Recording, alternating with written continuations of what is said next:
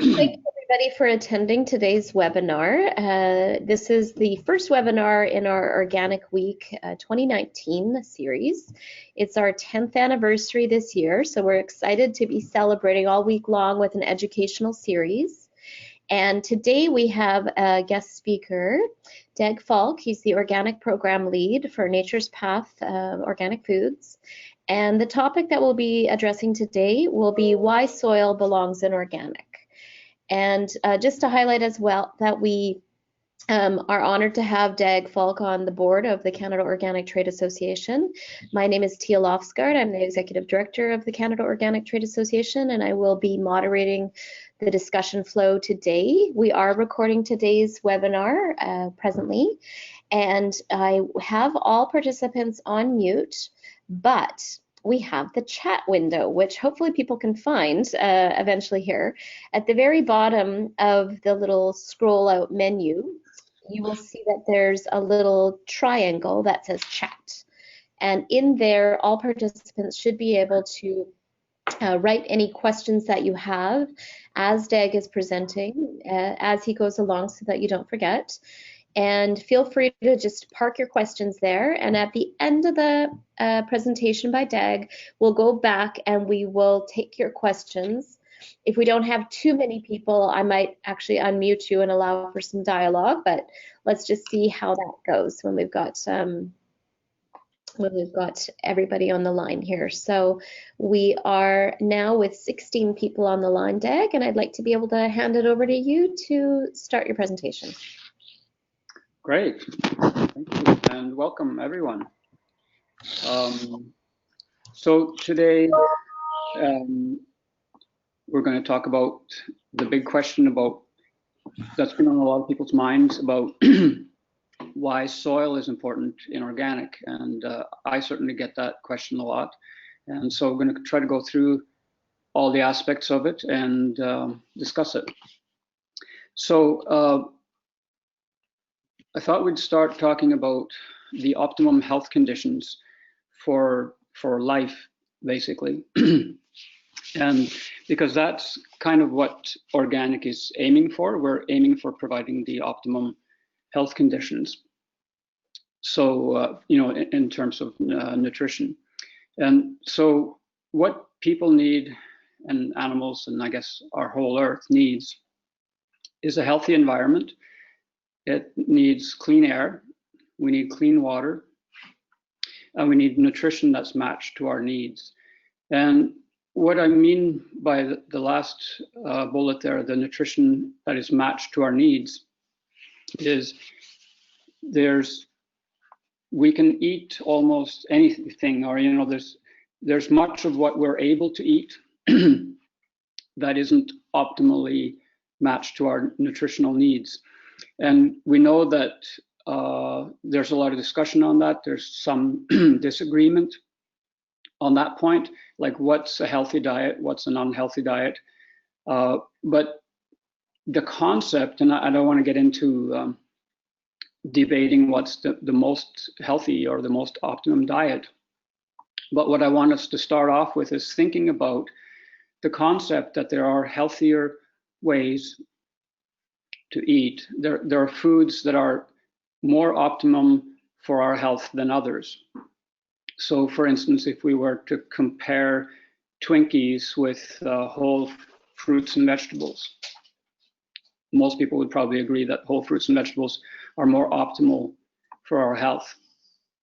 And if we take it a step deeper and we look at mother's milk for newborns, that's an optimum nourishment for newborn babies. And we know that there's antibodies from the mother that get transferred, that are, you know, that are custom designed for the baby of the mother. And so we know that this is an optimum nourishment for that baby, as opposed to a formula, which may be adequate, may be needed at times, but we know it's not, it can never be as optimum as mother's milk. So with that in mind, let's look a little bit briefly at what organic is. And organic is about soil health. And really that's where it starts. And so the concept is that soil health turns into plant health. And that the plant health, when eaten by humans or animals, transfers that health component to us. And so if we were to take the soil health out of that list, we couldn't get plant health, and we couldn't get human and animal health to the same degree of optimum nourishment. And I'm going to talk a little bit deeper about that component, the component of the soil that's able to, and how it provides this optimum health. But so anyway, that's the backbone of organic, is the soil. And I'm sure all of you have heard that said many times. It's organic is all about healthy soil. Now, what organic is not about, which is what we hear the most about, which is interesting, it's not about chemical inputs, and it's not about genetic engineering. And so our media tends to focus on that. And so we've gotten a bit confused at times, I think, where we often think about what organic is as actually what it isn't. And so we don't use chemical inputs, and we don't use genetic engineering. And so that defines what we are not. But really, that is not what defines us. What really defines organic is soil health. So what's so special about soil? This slide has just basic soil that's been plowed up on the left. And as you can see, it's not terribly interesting looking. And when we say the life in the soil, well, that's that soil, and it doesn't look like that filled with life. So what are we talking about when we talk about soil? We talk about it as if it's like a magic component, and yet this is what soil looks like. So what we have to think about is that soil in nature never looks like on the picture there. Nature will always cover soil up. It will never expose soil in that way. The only time that would happen would be in a desert condition where there's not enough moisture for the soil to have any growth on it at all. Anywhere else where there is soil, you don't actually see it. You see the plants and the trees, the grasses, the herbs, everything that grows on top of the soil. And so to see the health of the soil, you actually have to see what's growing on the soil. And so in a way, when we talk about the life in the soil, the life that we see is the life above ground. And that life has a great amount of diversity. It's not just plants, it's also insects and animals. And so the whole ecosystem develops, but it all starts from soil, because if you took soil out of that ecosystem, everything would collapse. There would be nothing above ground. So when the Earth started, before there was life on Earth, the life started with bacteria and microorganisms that we know about. But the first thing they did was to create colonies, and that led to life in soil, first in water, and then it transferred to soil.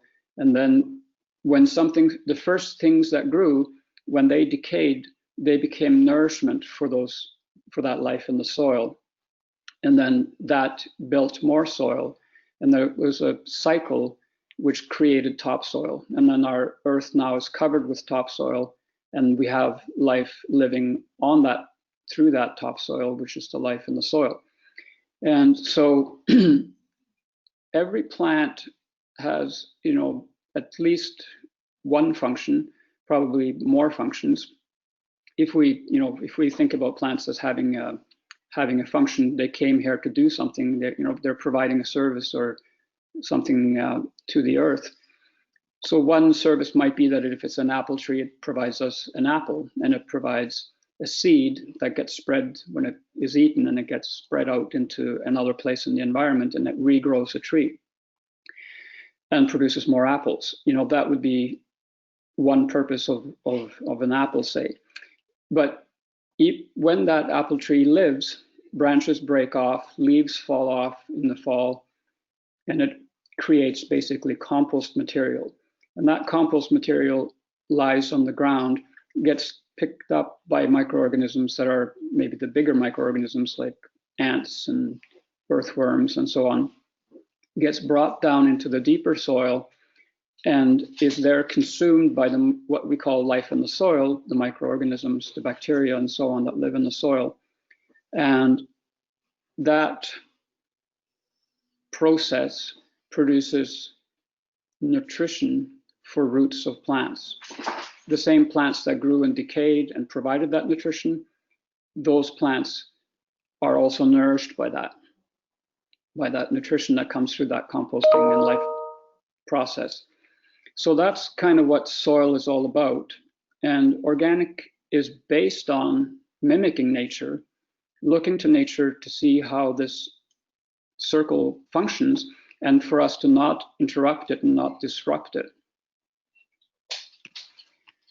I just threw in a picture here of a crop, it's a rye crop with growing and with a cover crop interspersed there. I just think that's kind of a beautiful picture. So it's a little bit of the biodiversity that we use in organic by having intercropping. So the soil is where micro life forms live. Even though we don't see it, there is an abundance of life living in the soil. So it's a nutrient factory for plants' roots. So this is where the optimum nutrition for plants' roots comes from. Just like mother's milk is optimum for babies, the optimum nutrition for plants' roots is from the soil.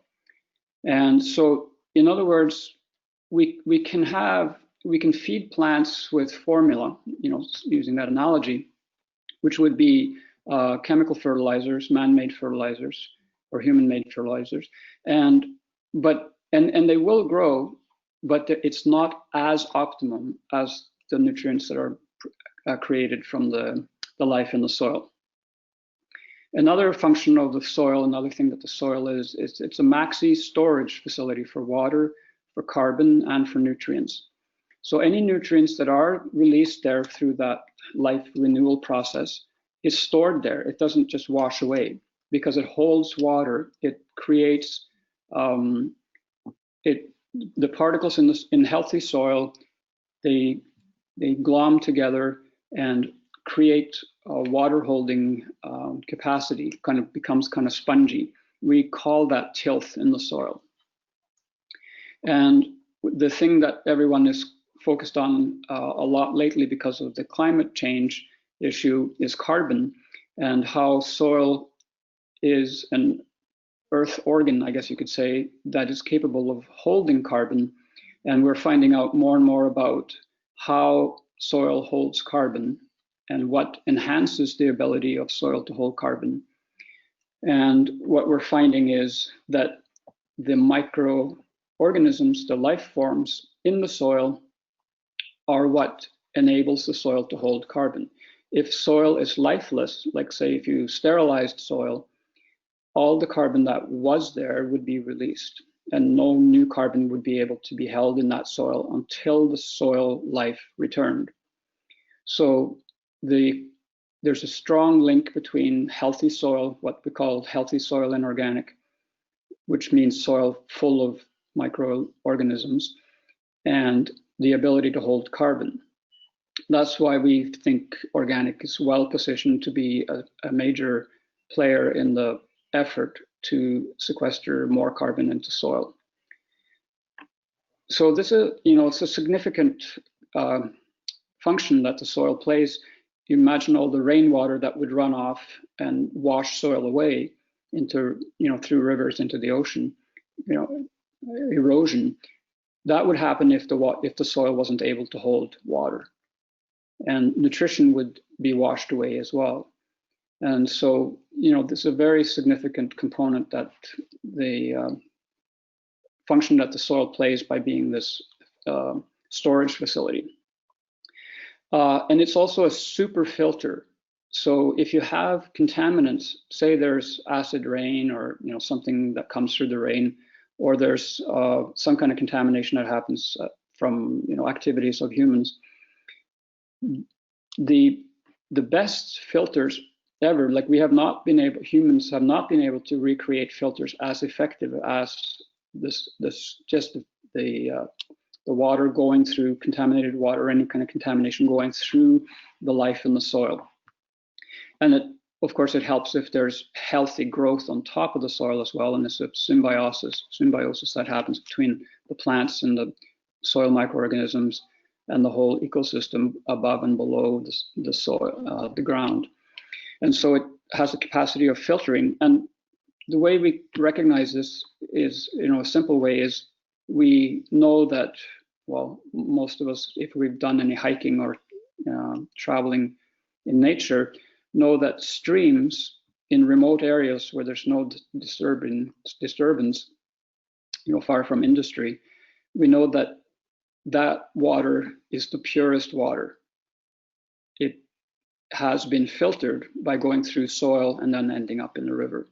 And so that's one example. This is a quote by Elliot Coleman. He's a gardener, market gardener in organic, and he's well known. He says, extensive modern scientific research into the marvelously complex soil microbiome is revealing the vital ecological processes that support organic agriculture. This research underscores the intuitive brilliance of the founding organic farmers. I think that kind of sums up the understanding, or it confirms to us that organic as a movement, it's over 50 years old, and organic farmers have always said you've got to use compost, you've got to use cover crops, you shouldn't put poisons on your food, on your land that you grow food on, like pesticides and herbicides and so on. And we've been very adamant about it, and we've built a whole movement around it. We've got standards around it. And for many, many years, there wasn't really, like, if somebody challenged us to say, well, why?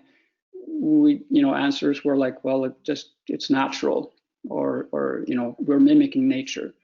And we didn't have scientific reasons or understanding to justify why this was so. But now that we are having science really look at these issues, the science is confirming that our assumptions were right all along. And so that's kind of what Elliot is mentioning here. And I think, and I like his quote, and the only thing I would maybe suggest that could be changed is that he says it supports organic agriculture. The ecological processes support organic agriculture, but in fact, they support all agriculture, whether it's organic or not.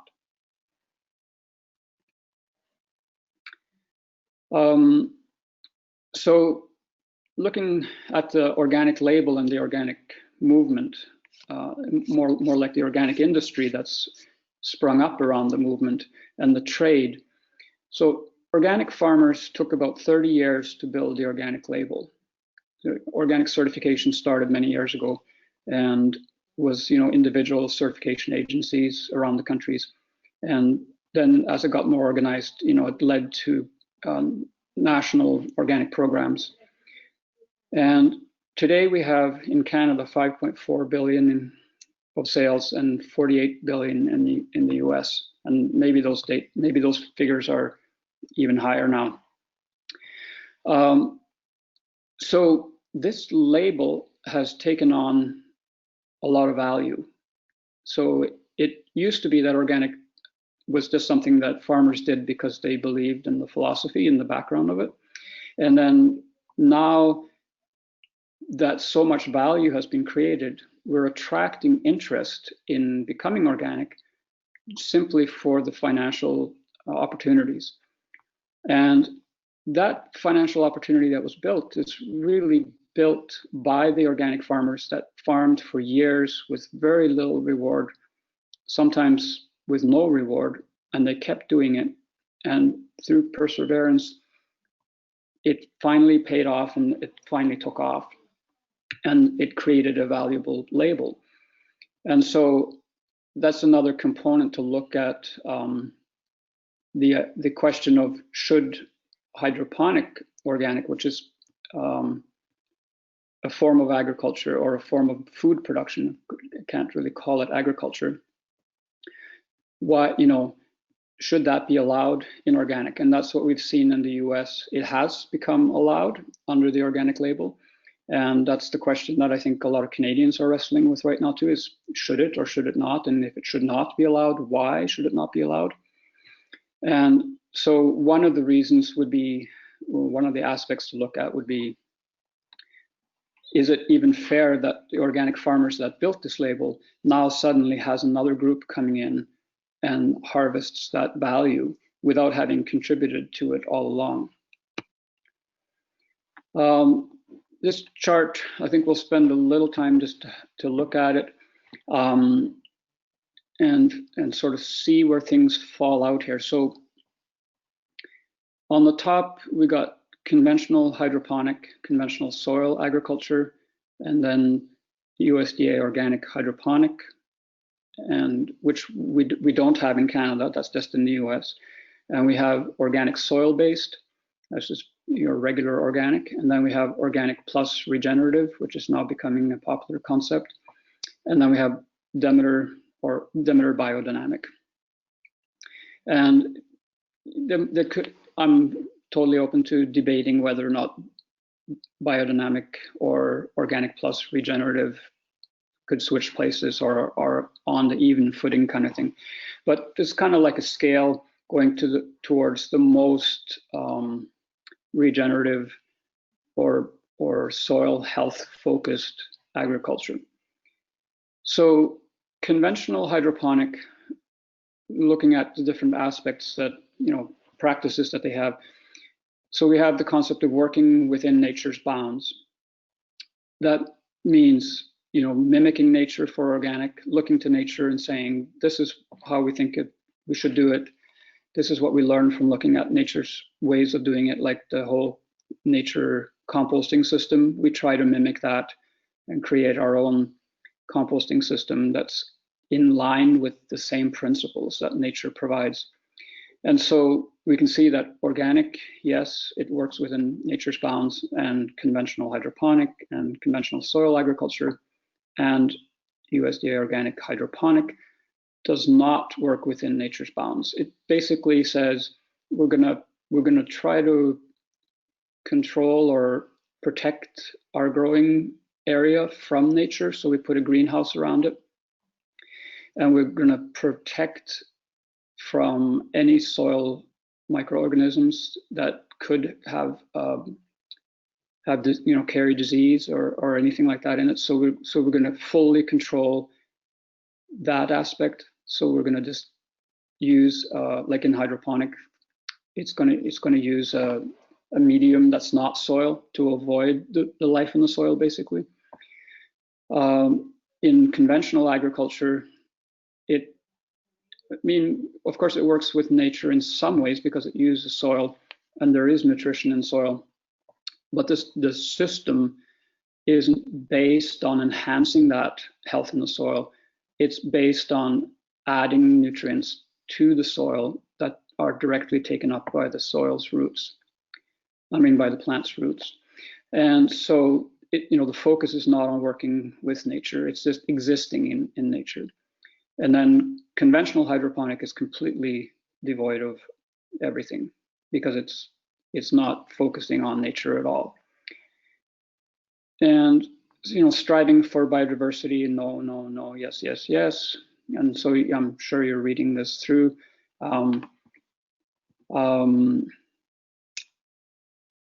Looking at crop rotation, in conventional agriculture, you're allowed to rotate crops, and that, you know, it's a good thing. It's becoming more popular, and it's becoming a topic of conversation where they're adding more crop rotation.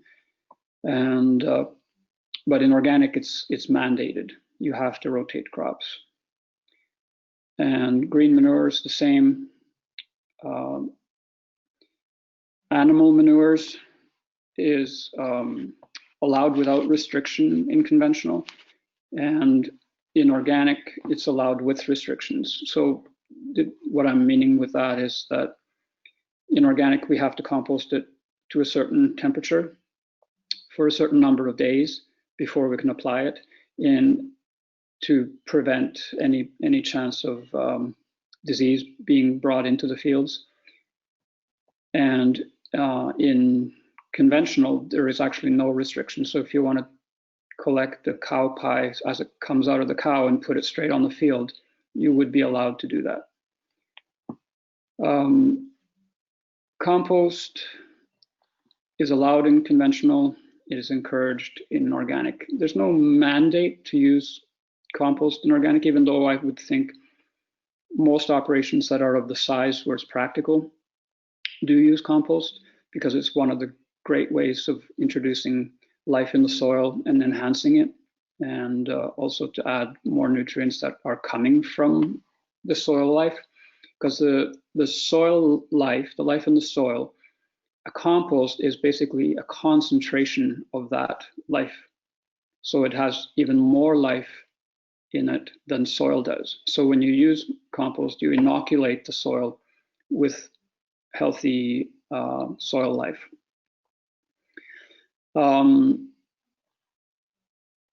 Then under the line there, we're looking at, for instance, chemical residues.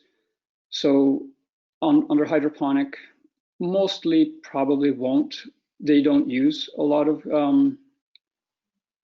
pesticides or herbicides, because they don't need herbicides because they have no soil, so there's no weeds growing there, and so and pesticides, it's unlikely that they use a lot, but they are allowed to use it, and they may use it. I mean, they probably use, for instance, chlorine to sanitize. So they're mostly sanitizers that they're probably using, and so there may be residues left in the food. And in conventional agriculture, we know from all the scientific studies that there are more residues in conventional foods than in organic. And interestingly, the residues that sometimes are found in organic comes from conventional agriculture. It doesn't come from organic agriculture. And it's very, very minute amounts compared to conventional agriculture. And in hydroponic organic, which is allowed in the US and not allowed in Canada, there should be no chemical residues. So that's a plus for hydroponic organic. So it makes that better than conventional hydroponic. And then chemical pesticides and fertilizers can be used, but not be used in hydroponic organic. And GMOs can also not be used in the USDA organic hydroponic. And of course, none of these can be used in organic. Looking forward to questions on this when we get to that section. All right, understanding the many forms of water growing. So, you know, we hear about hydroponics, we hear aquaponics, aeroponics, and sprouts. So I just thought we'd have a quick look at that so that we can make sure we're on the same page and have clarity around it. So hydroponics is a terrestrial plant grown in a liquid solution. So there's no soil. Like in this picture, there is kind of soil, I guess, or dirt or gravel or something underneath the plastic trays that are there, but there's a water solution in those trays that the plants are sitting in this artificial solution of nutrients, and that travels through these pipes, and the roots are getting the nutrition from the nutrition that's added to the water. And the medium, if there is a medium, like they could, even if they wanted to put soil in those pots, but not use the soil for any purpose other than to hold the plant up. They don't use soil because it introduces bacteria, which they want to avoid. So they basically, hydroponic avoids the life in the soil that organic is seeking out. What we try to enhance in organic is what they try to avoid in hydroponics.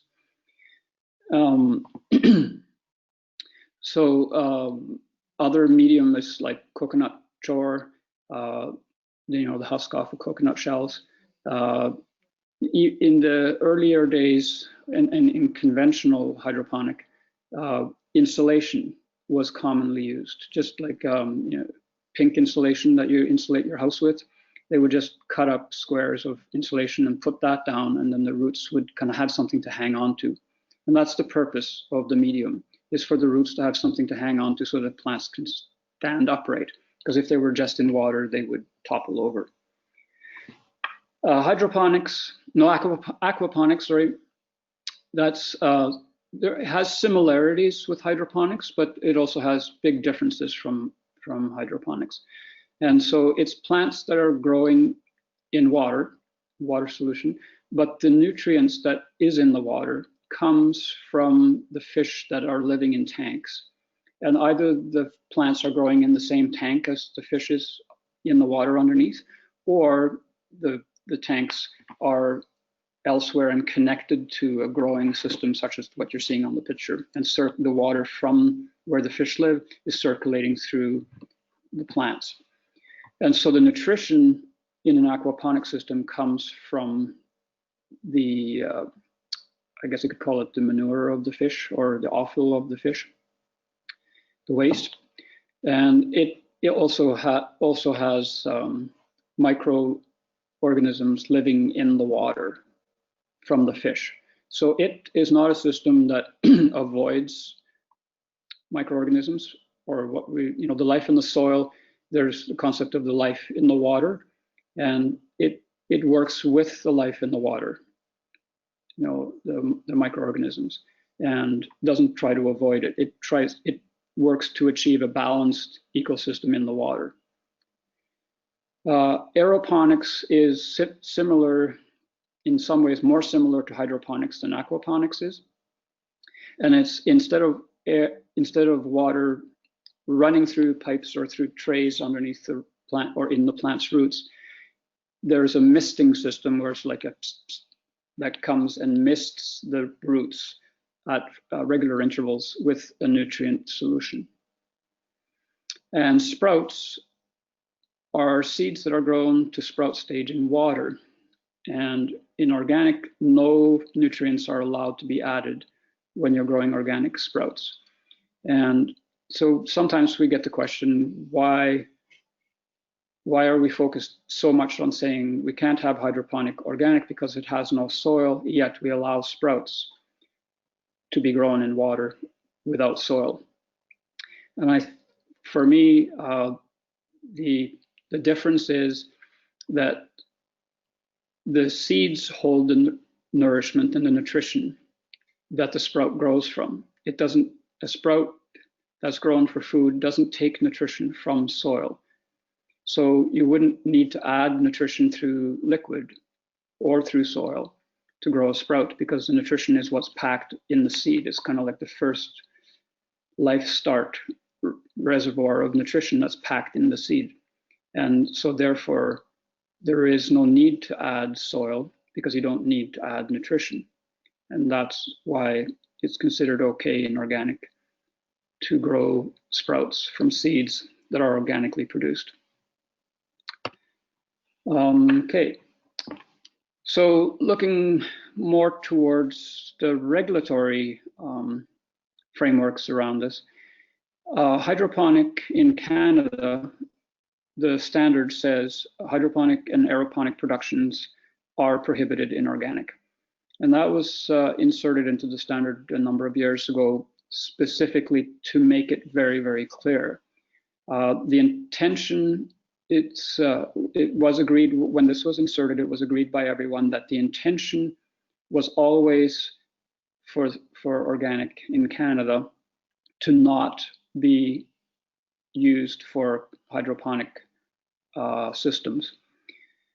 And yet it was felt that it could be confusing, and it was possible that somebody might try to interpret the standards that were based on soil, but somebody might interpret it to mean that you could grow hydroponically. So we put that in there, Canadians put that in there specifically to make it really, really obviously clear that we do not allow hydroponic and aeroponic. Now, in the USA, they have a slightly different situation in that they never did add specific language like that, even though through the discussions in the National Organic Standards Board, which is their forum for discussing standards, they decided unanimously that hydroponics did not belong in organic many years ago, but they never inserted any language to that effect. So some certifiers in the US, from the first day of their National Organic Program, did certify hydroponic operations as organic, simply by looking at the absence of the prohibited substances. So instead of looking at what organic is on our first slide or second slide, and they were looking at what organic isn't. And they said, well, if it isn't chemical fertilizer, then it can be organic. But they didn't evaluate what it should have been, what it has to be, based on mimicking nature, based on building healthy soil. So anyway, has been a lot of disagreement about that. And I think it's a function largely of the value in the organic market that's been created, with the organic label being so valuable. And that has created a situation where parties have become very interested in promoting the idea that hydroponics could be organic. And so because some certifiers in the US did certify, they interpreted the standard to say, well, they don't use prohibited substances, so therefore they should be certified, allowed to be certified. And then for many years, that was a situation where some certifiers were allowing it, and other certifiers were saying, no, we believe the standard says, our interpretation of the standard is that you have to have soil. And so it created an uneven playing field in the US. And so it came to a head where the NOP was asked to straighten it out once and for all, kind of like we did in Canada with the 7.5.3 standard. Like, tell us straight, is it allowed or is it not allowed, so we don't have this mess of argument going on around. And the NOP decided that it was okay. And of course, the people that disagree with that are quoting the Organic Foods Productions Act, which is the law behind organic in the US. And it says the organic plan, which is what every farmer has to have, it has to have crop rotation. They have to have a plan for crop rotation, and they have to have a plan for soil fertility. An organic plan shall contain provisions designed to foster soil fertility, primarily through the management of the organic content of the soil, through proper tillage, crop rotation, and manuring. And so the people that are opposed to organic hydroponic are claiming that, well, if you don't have soil, how can you have proper tillage, crop rotation, and manuring? And so they're saying that the law actually says it's not allowed. And that's the debate that's going on in the US. There are lawsuits against the government there, claiming that they didn't follow the rules. So we're not knowing what the outcome is going to be of that, but that's the debates going on south of the border. And in the EU, organic, it does not allow hydroponics. And then there's container growing. And in the debate over the years about hydroponic in organic, there's been an effort to try to say that it's not like in the US. They also kind of had this argument earlier on that, well, it's not hydroponic, it's container grown. And so it became clear to the people looking at reviewing the standards, the technical committee in Canada and the NOSB in the US, looking at a much more clear definition of what is a container system. So what was looking like it was maybe going to start happening was hydroponic growers would put a little bit of soil in their pots and say it's not hydroponic, but they weren't relying on the soil to provide nutrients to the plants. They were just using it as a way to say, well, it's grown in soil. And so because that flies in the face of the intent of organic in Canada, Canada's standard said soil used in a container system with the exception of transplants shall provide nutrients to plants continuously. The soil growth media shall contain a mineral fraction, sand, silt, or clay, and an organic fraction. It shall support life and ecosystem diversity. So that's pretty clearly spelt out. And then it goes on to say the following conditions apply to containerized staked crops, for example, tomatoes, sweet peppers, and cucumbers and eggplant.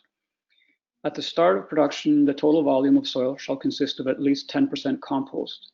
That would ensure that there was life in the pot, like soil.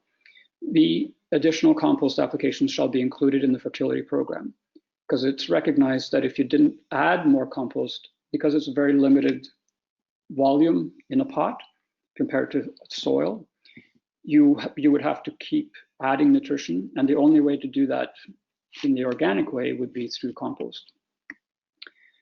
And then C, the soil volume shall be at least 60 liters per square meter, or 1.2 gallon per square foot. And so that's just to ensure that the pots weren't so small that you basically had to rely on other nutritional inputs that would typically be used in hydroponic systems. Then looking quickly at what the consumers are thinking about here. And trust, of course, with organic is a big issue for organic. So consumers expect organic certification to figure out the details, to protect them from toxic residues and provide them with healthy food grown in harmony with nature. So your average consumer that doesn't live in the country, isn't a farmer, may not even be a gardener, they don't have detailed knowledge about growing systems. But they may have intuition, or they may have heard science, or for whatever reason they have decided they want to favor organic growing methods. They want to eat food that's grown organically, but they don't have the detailed information. So they trust that somebody does have this information and that they are going through and ensuring that organic is what it's supposed to be. But for many, hydroponics is one of those details that they haven't really thought about a lot or have a lot of understanding about.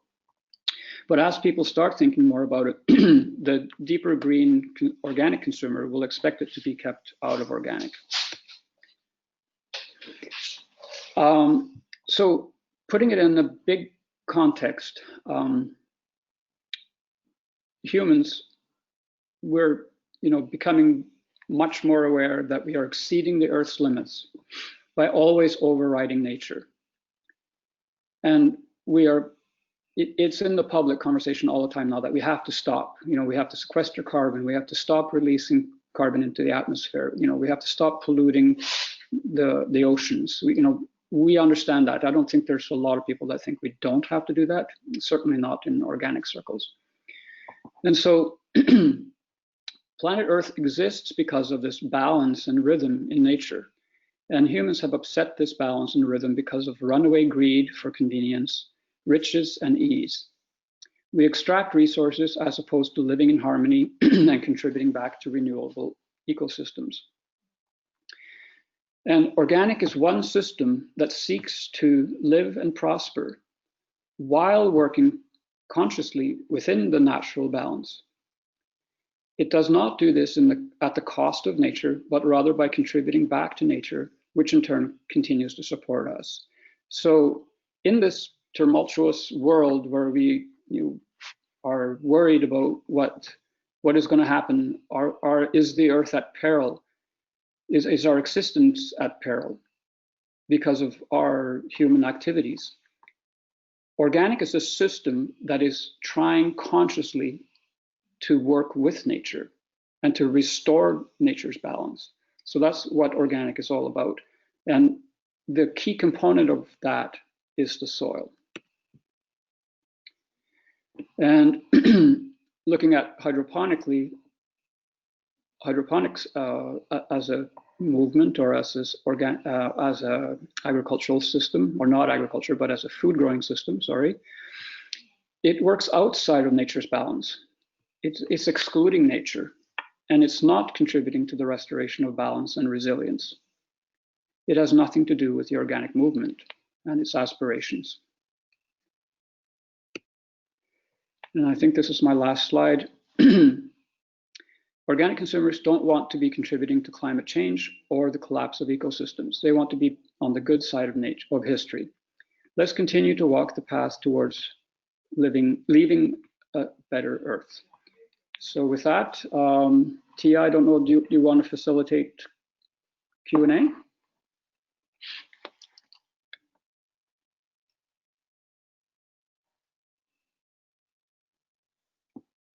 Tia, are you there?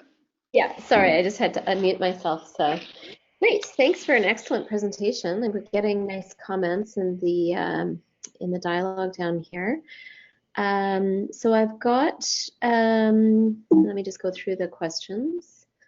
Some of them were just logistical, but I will encourage anybody else to continue to add your questions down there. So, so Justin Henry had commented, super interesting talk. In aquaponics, the water is the soil. And as you mentioned, life started in water. Aquaponic water is also full of that microbiome carrying out the same ecological processes. And then the question from Justin Henry is there currently any pressure to allow organic hydroponic in Canada? Yes, yes, we have an aquaculture standard that's already been approved. It's a separate standard from the organic terrestrial standard. And so, yeah, so definitely that is happening. There is some debate on the types of plants that should be allowed to be grown in this in aquaculture. So the national standard says that it doesn't matter what plants you grow in a system like that. And in Quebec, they've decided that it has to be aquatic species of plants that are grown in that system in order for it to be called organic. How that's going to play out, I'm not certain yet. But so there is debate on that point. Should lettuce and basil, for instance, be allowed to be grown in aquaponic systems? Or should only watercress, for instance, that already is a plant that only grows in water, be allowed to be grown in that system? Great. Okay. So, and Justin Henry just responded, the aquaculture standard does not allow hydroponics. So just making sure that there's a point of clarification there. Yes, correct. Okay, great. Okay, we've got Dr. Andy Hammermeister from the Organic Agriculture Centre of Canada. Commercial organic greenhouse production does grow in soil in containers, but do you really consider that system to be growing like in nature? Question mark.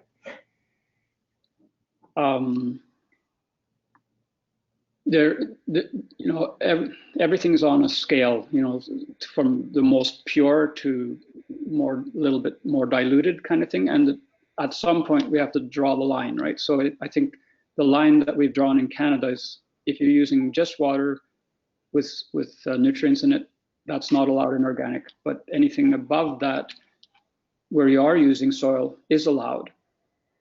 It can people can debate whether or not a greenhouse is natural to the same degree as an open field or outdoor field growing food. And I mean, that debate will go on, I guess, but I think in organic, it's natural enough because it has the component of the soil, which is the backbone of organic. That would be the way I would look at it. Great. Now, do we have any other questions for Mr. Falck? I've got some nice comments on here from some of the participants saying that this bolsters my resolve, and thank you, Dag, and very interesting talk, and they want to read it all again. So we'd like to be able to distribute this presentation alongside the recording of it. Is that okay with you, Dag? Absolutely, yeah. Great. Of course. Yeah. Any other last questions? Oh, I got one from Marla Carlson from Sask Organics. Where is the pressure coming from to include hydroponics in the Canadian organic regime? I honestly don't know exactly. So, it could come from different sources. But I do know that greenhouse growers, traditional greenhouse growers, are interested in this, and they would like to have the opportunity to grow, or have the use of the organic label, because it would basically pretty close to double their margins. So I suspect that that's one group that's very interested in doing this, because they have the skill to grow hydroponically, and they probably feel like they have the skill to grow it organic hydroponically the same way that it's interpreted in the US. So they're looking south and saying, hey, well, they're doing it, why can't we do it? And they probably feel like they can do it, and I'm sure they can. So there's some motivation there for them to have it be allowed in Canada. Okay, I've got another comment from Dr. Hammermeister. One of the goals of organic agriculture is to reduce risk. Hydroponic systems reduce the release of nutrients and pesticides into the environment compared with conventional soil-based systems. Aren't these outcomes consistent with organic outcomes? Yes,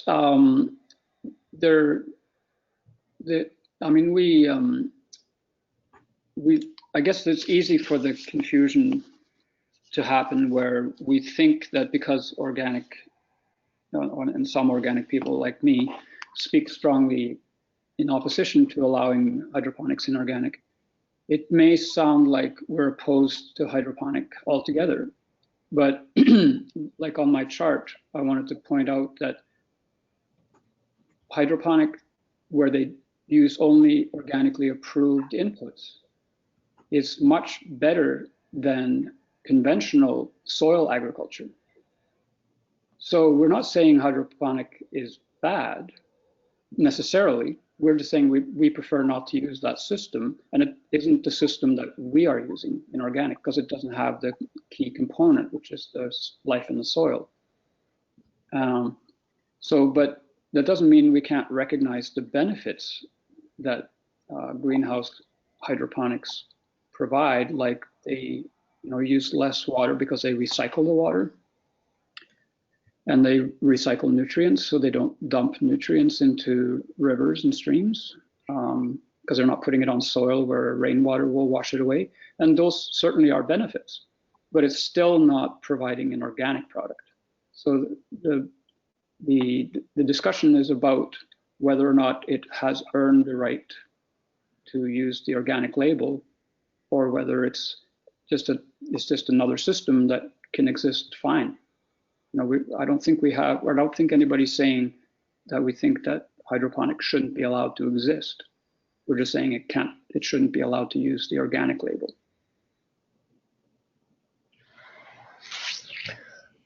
The organic label or the organic claim? Sorry, say that again, Tia? The organic label or the organic claim? Yeah, that's the same thing, I think. Like, it shouldn't be allowed to be marketed under the organic label. Great. And they shouldn't be able to make a claim that they're growing organic. Great. They should use claims like grown without pesticides, or that sort of thing. Okay, great. We have another comment from Murtaza Ahmad. My belief is with soil agriculture, and I'm not into hydroponic, but with grown pressure from hydroponic growers.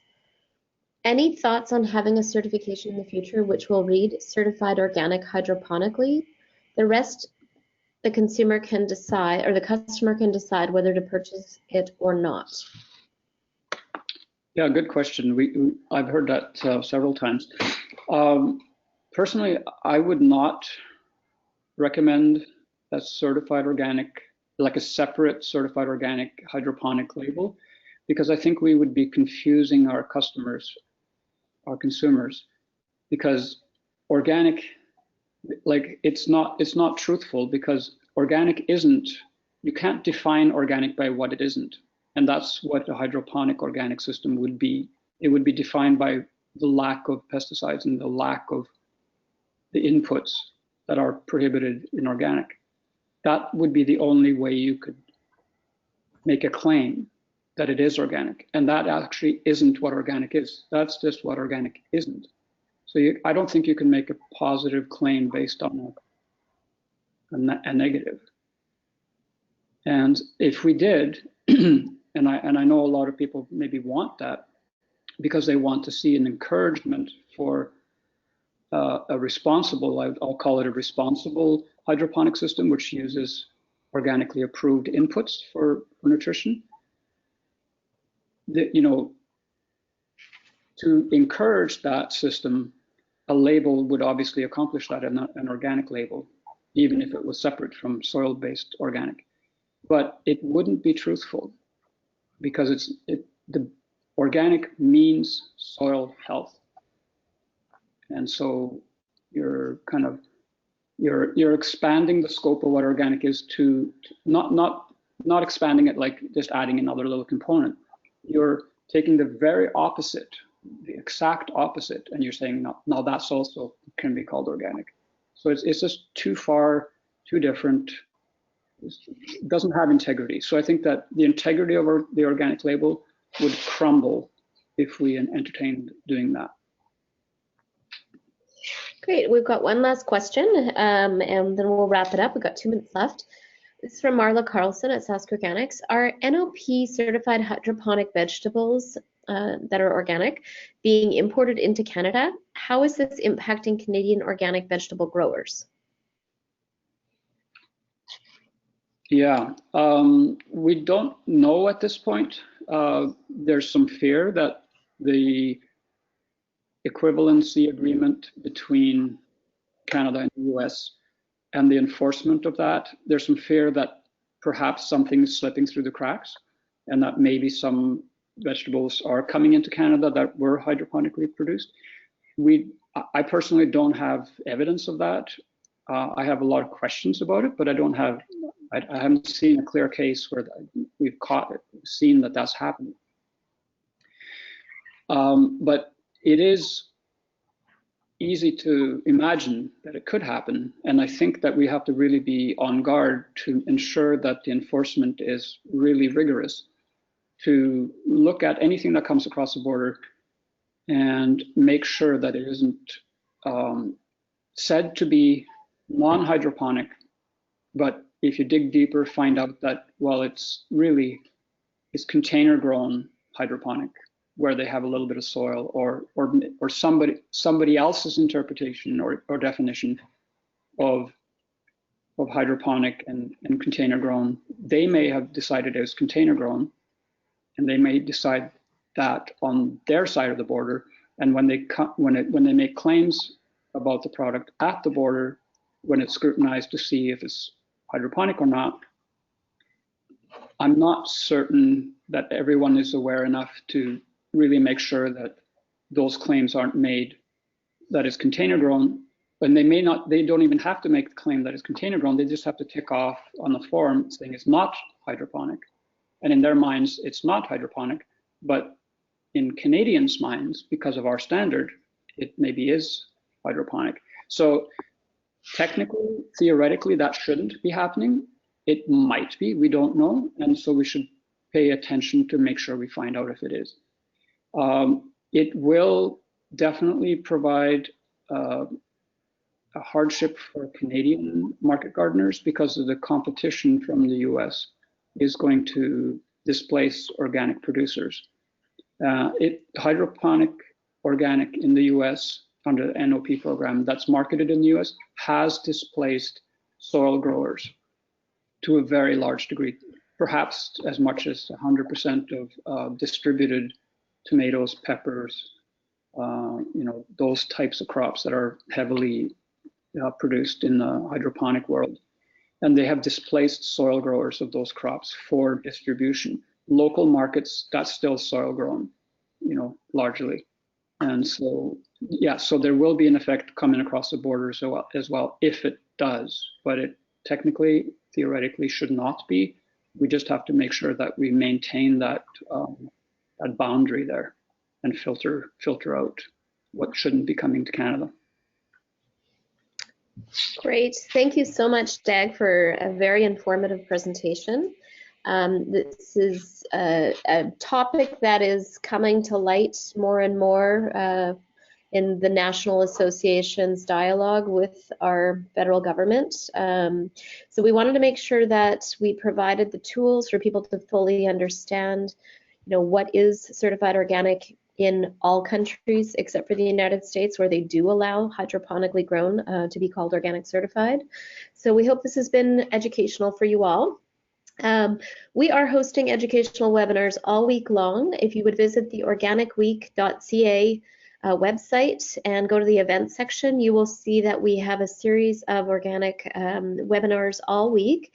Tomorrow I will be presenting the 2018 statistics, which are hot off the presses. And we also would encourage you to participate in our contests. So we've got our Organic IQ contest running for the rest of the Organic Week, which will end September 15th. And we certainly would like to engage with you online. We are hosting our organic Twitter chat tomorrow afternoon, September 11th at 2 p.m. Eastern. So log on and participate, and let's have a great rest of our Organic Week. Thanks everybody for participating, and thanks Dag again for presenting. Yeah, thanks everyone for participating too. Thanks.